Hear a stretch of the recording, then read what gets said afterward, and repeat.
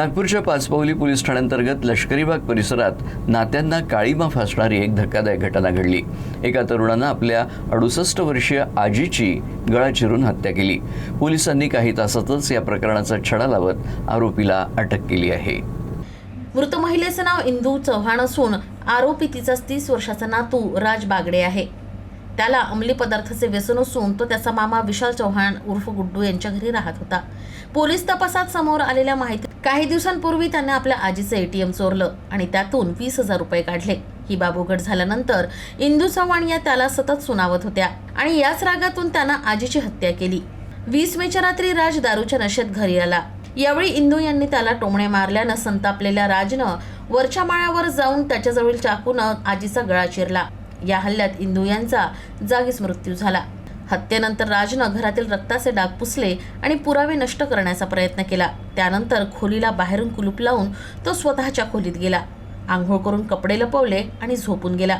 तर दुसऱ्या दिवशी कुणालाही न सांगता तो घरातून बाहेर पडला आणि गोंदियाला नातेवाईकांकडे जात असल्याचं सांगून मोबाईल बंद केला। शुक्रवारी सकाळी मृत महिलेचा पती किशोर चव्हाण हे छतावर गेले असता त्यांना खोलीतून दुर्गंधी येऊ लागली। मात्र खोलीला बाहेरून कुलूप होतं, यामुळे त्यांनी शेजाऱ्यांच्या मदतीनं पोलिसांना माहिती दिली।